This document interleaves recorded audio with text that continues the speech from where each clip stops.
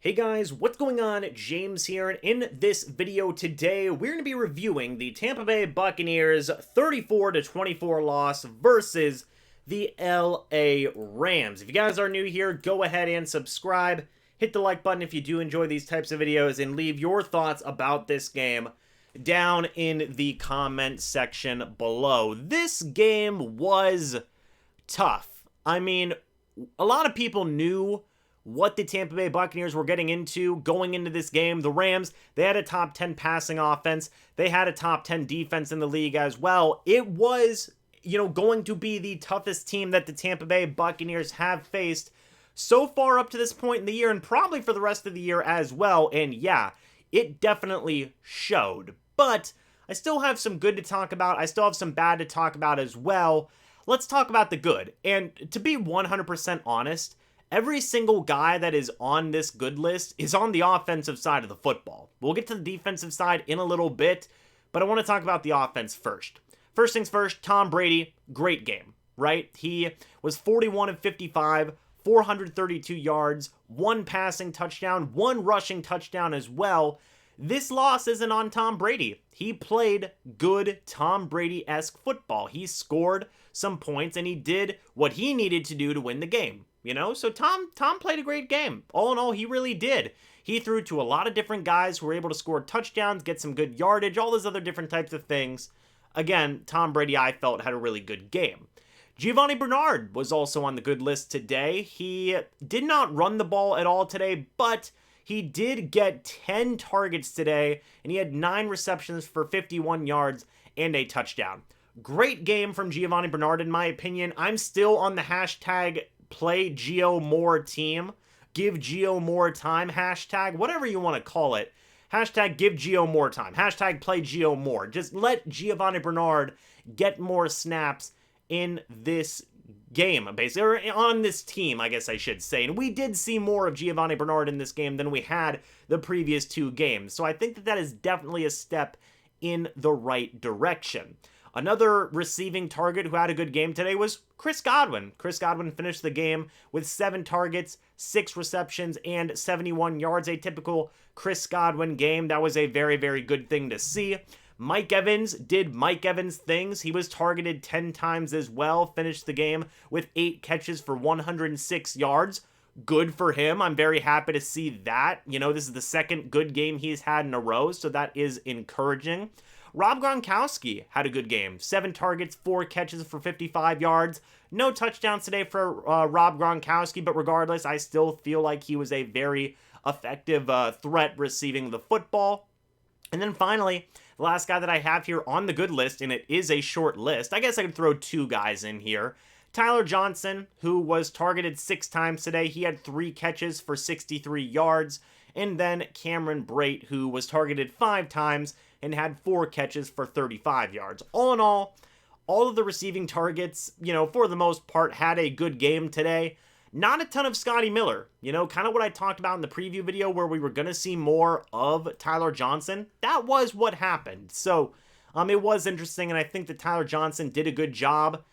I mean, I will give, one guy on the defensive side of the football credit, Will Golston. He did have a sack, a tackle for loss, and a quarterback hit today. It just came too little too late, so I guess you can throw Will Golston on the good list as well. But now to the bad list, and this is a lot. First thing I wrote down was Jamel Dean had dropped an interception.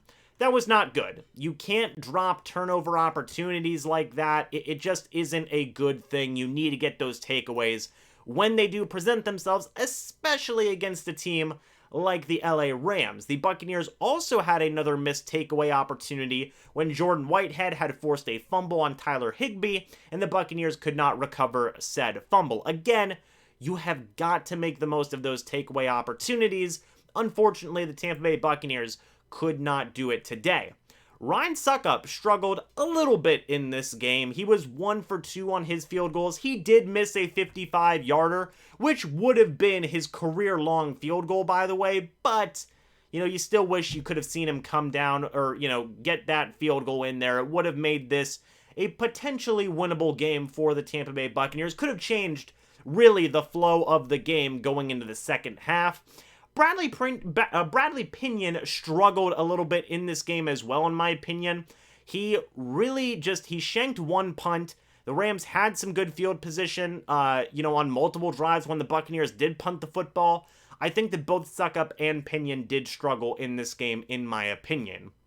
A lot of injuries in this game as well. That goes on the bad list. Rob Gronkowski was dealing with a rib injury. He would check back into the game, but it's never good whenever you see a player of Gronk's caliber go down. Jamel Dean got knocked out of the game very, very, very early on with a knee injury. I believe it was in the first quarter.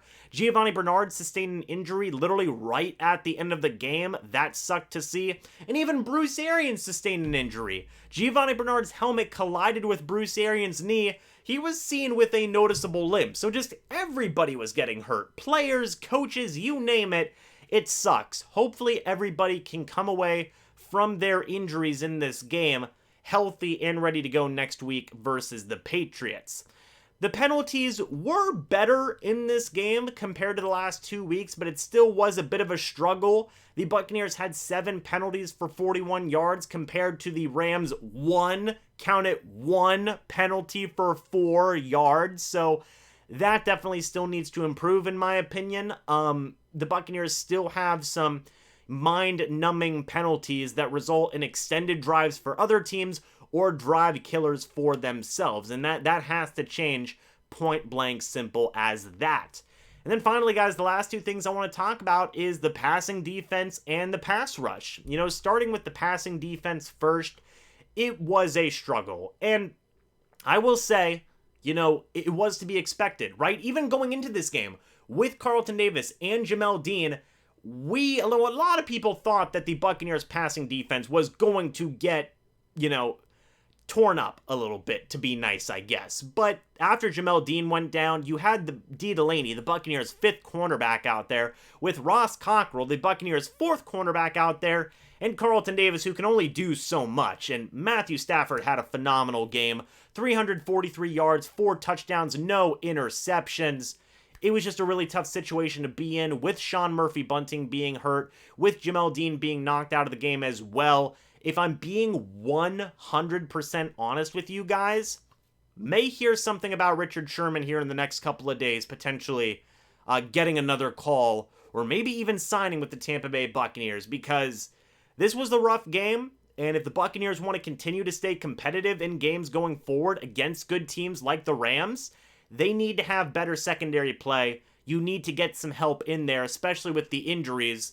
Maybe enter Richard Sherman. Who knows? We'll keep an eye on that. If anything does happen, I'm going to be making a video. And then the pass rush just continued to struggle yet again today. 4 quarterback hits and 1 sack. That can't happen. It really can't. The Rams had a perfect game plan against the Buccaneers pass rush. Screen plays, short passes, occasionally taking the deep shot after they've tired out the defense. They had a great game plan. They really did, and it worked absolutely to perfection. Something here needs to change in the Buccaneers pass rush. I made a whole video talking about why they were struggling. A lot of people were critical about that video, which is, I guess, understandable, but we're still seeing this. The good teams with the good offenses have figured out the Buccaneers pass rush. A short passing game, a screen passing game, that is what is effective against this Buccaneers defense, and the Buccaneers need to adjust. The Buccaneers need to come up with something, in my opinion, because teams, good offensive teams are starting to figure out the Bucs defense, especially their pass rush, and point blank, that's got to change. But guys, that's pretty much it for this review. That's everything from my good and my bad list. And let me make one thing clear. This is one game. In a 17-game season, right? We all know what the Bucs are about. The Rams are one of the best teams in the NFC. We all knew this. This is potentially a preview of the NFC Championship game. The sky is not falling. The season is not over. The Bucs lost to a good team. Literally thinking realistically, they weren't going to go undefeated. They weren't. They were bound to lose to a team. They lost to a good team today. There's no shame in that. There's no ripping out hair frustration. I understand if you want to do that, don't get me wrong, but the Bucs lost to a good team. It happens. It happens to everybody. Look at the Kansas City Chiefs. They're 1-2. You know, so, and they're still expected to go and be in the Super Bowl this season or make a deep playoff run. It's the same case with the Tampa Bay Buccaneers, guys. So let's not freak out. Let's not say the sky is falling. We'll see what the Buccaneers do with the secondary, be it bringing in a guy like Richard Sherman, be it promoting a guy like Pierre Desir from the practice squad. Who knows? But regardless, the Buccaneers will make adjustments. They're going to learn from this game versus the Los Angeles Rams, and I think they will be better for it. Okay? It's exactly what we saw last year in games versus the Saints, tough games versus the Bears, whatever you want to call it. And the Buccaneers ended up winning the Super Bowl last year. So let's just all take a deep breath, and let's just relax, and let's just move forward to the Buccaneers' next game versus the New England Patriots. But anyway, guys, thank you so much for watching this video. Hope you all enjoyed, and I will see you all in the next video or the next live stream. But until then, and as always, guys, goodbye for now, and go Bucs.